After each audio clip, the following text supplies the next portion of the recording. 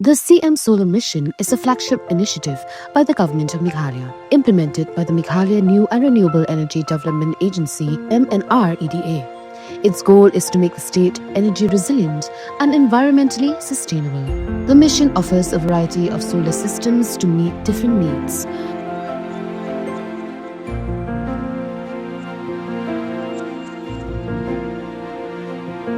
CM Solar Mission is a program designed to be affordable and accessible.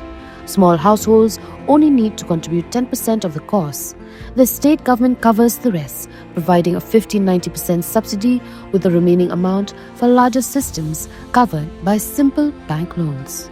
To apply for the CM Solar Mission scheme, you can consult with MNREDA and submit your application through the district administration, or contact your nearest block development officer (BDO). St. John Bosco Higher Secondary School Mawpat hag District Southwest Khasi Hills hag armenyo trek risau arajar arpusan kala Rakhe hag sngi buram ki kimegi pa ne Parents Day halor kapang Parents Love the Greatest Blessings.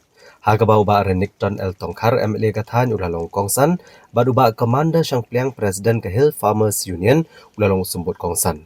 Rengkat kejingedan lang u Father Frini Peter u Principal Father Valerian Sariau ki sister kinohikai ki kimiki pabat ki kena skul. Hagane sngi layor mengko buram ki arngut kinohikai ke belakan jo arpusan senam gejing syakri jengki pan ajing nang jeng start katayo babu Cornelius Marshra bad i kong Elnestina Marwin. Layor uban pen ipu ipiang yang program dari drama lengkot gejing ruai jeng syat ki bala pen syobiet ya ki bawan pet. So I'm very happy to see the performance today. And it is beyond my expectation.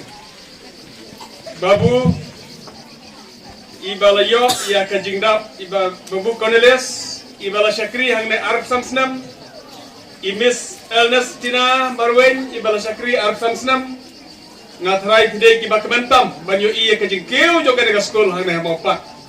Labatikan mau, ia kita ki Arab Samsnam mensyura, bajak kei kabakar dengan sekolah kalong mentah. Ngasok man hado kata-kata banyo i ba kinong kendong ki jong ni. Kila keu ha kajing nang kajing start. Palat banyak ai ka bangira but expect. Namar ngaday way na ki kena school na nong kendong. Ngaslo thu ha hado katno kalong ka bae. Ban pen bahaya ki school ha nong kendong. Dear fathers and sisters, I know how difficult to set up good school in the rural areas. I am one among the aspirants to set up quality education in the rural areas, and I know how difficult it is.